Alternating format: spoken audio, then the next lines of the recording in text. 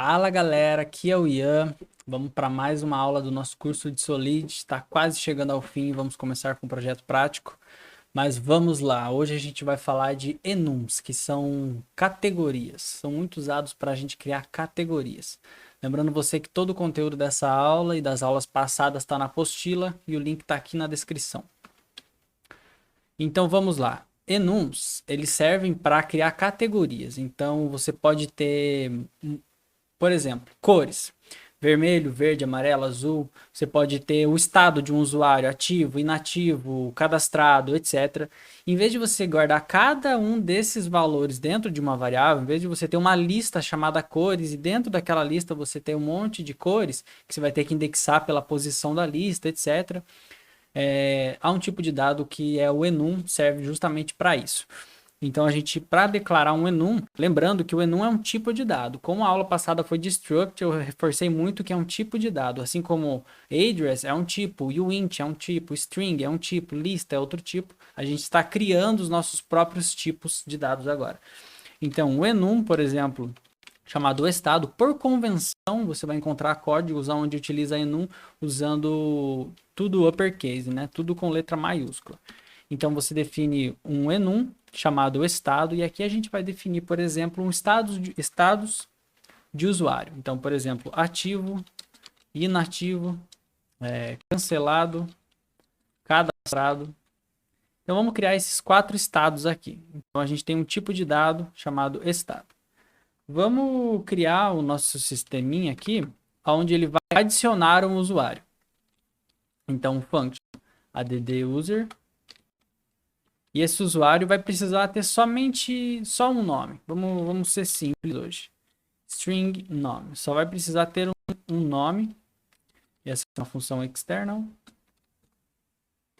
E vamos usar um dicionário para guardar este usuário. É verdade, ele não vai precisar nem de nome. A gente vai usar só o endereço e vai armazenar se ele está ativo ou não. Então vamos usar um mapping. Esse mapping vai ser com chaves. Cada endereço vai ser uma chave e o dado que ele vai guardar é um dado do tipo estado. Então, lembrando, a gente criou um tipo de dado aqui.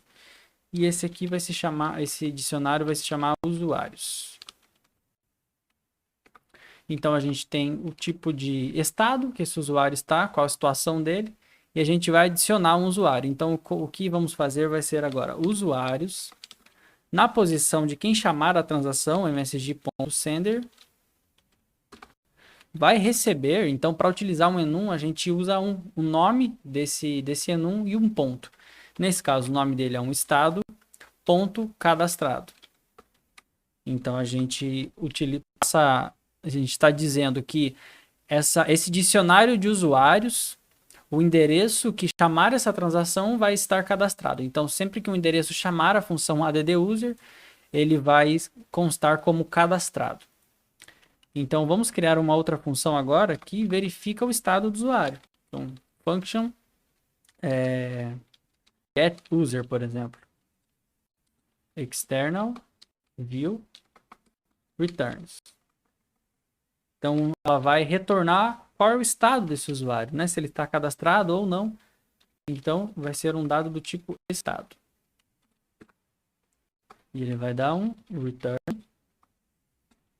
msg.usuários na posição msg.sender e ele vai nos retornar qual é o estado desse usuário. Tá, mas para que a gente usa isso, né? Vamos dar um exemplo de uso. É usado para várias coisas e dependendo do contexto que você está criando, né? Isso tudo que eu estou apresentando aqui, eu estou te dando ferramentas de como a linguagem funciona. Cada ferramenta você vai escolher o tipo de ferramenta que você vai usar na situação do seu programa ali, do seu script. Pô, vou usar um enum, vou criar uma lista, vou criar um dicionário. Então, cada tipo de dado tem o seu use case, né? Ele tem o seu caso de uso. Então vamos criar uma função que, digamos que isso é um sistema. Então a gente cadastrou um usuário e tem uma função que vê qual é o estado desse usuário. Vamos supor que a gente tem uma função agora de que é alguma coisa desse sistema, né? Vamos fazer um sistema simples. Ele só calcula. Então ele calcula um valor A e um valor B. External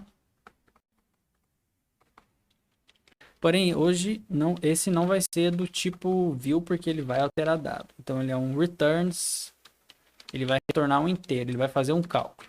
Vamos lá. Porém, para ele fazer esse cálculo, a gente vai ter que verificar se o usuário que está chamando essa transação, se ele está cadastrado, se ele está ativo, se ele está cancelado. Então, para isso a gente usa o require. Esse require é como se fosse um if true. Ele só vai passar para frente se essa verificação for verdadeira. Se for falso, ele retorna um erro. Então, o require, ou seja, verifique se o msg.sender, né, quem está chamando essa transação, se msg.sender é igual a estado. Perdão, olha só. A gente tem que dizer que é na lista de usuários, né? Então, msg.sender, o estado dele é ativo? O estado dele é inativo? Então, é igual a estado.cadastrado. Ele está cadastrado? Ele pode usar essa função? Ele está cadastrado? Se ele estiver cadastrado, vai passar. Se não, vai retornar um erro. Então, repare que é o require. Primeiro é o parâmetro de verificação, vírgula, e o erro. Usuário não cadastrado.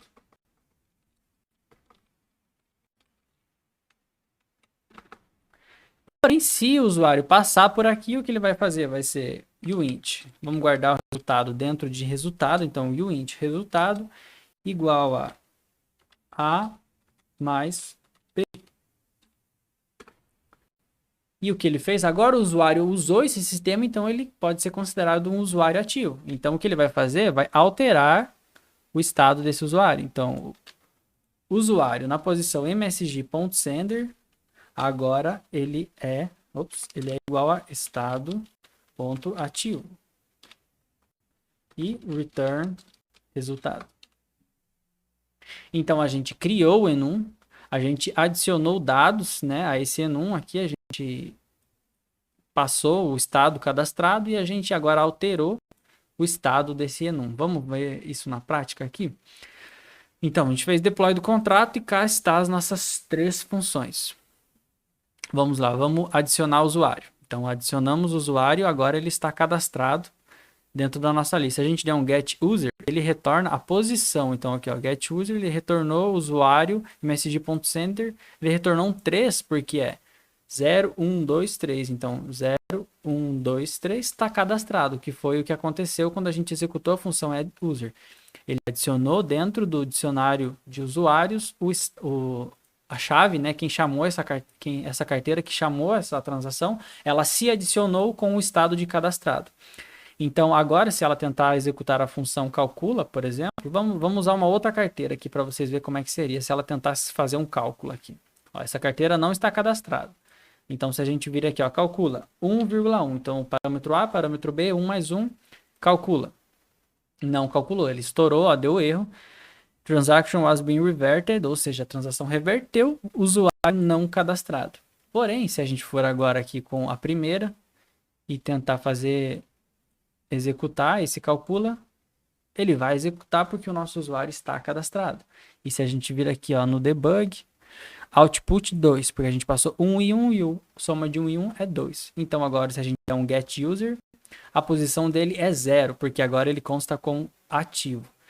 Então, deu para você ter uma ideia de um caso de uso. Caso você queira cadastrar uma carteira e definir permissões para essa carteira, você pode criar uma categoria, a categoria de permissões, e definir as permissões que você vai estar dando para essa carteira e fazer as suas verificações dentro do seu script. E eu acredito que tenha sido um bom exemplo. Se você não conseguiu entender, deixa aqui nos comentários, por favor, que sempre que você tiver dúvida ou não conseguiu entender uma aula, se tiver muita gente que não entendeu uma aula, eu vou regravar essa aula, então eu conto muito com o feedback de vocês. E é isso, gente, até a próxima aula.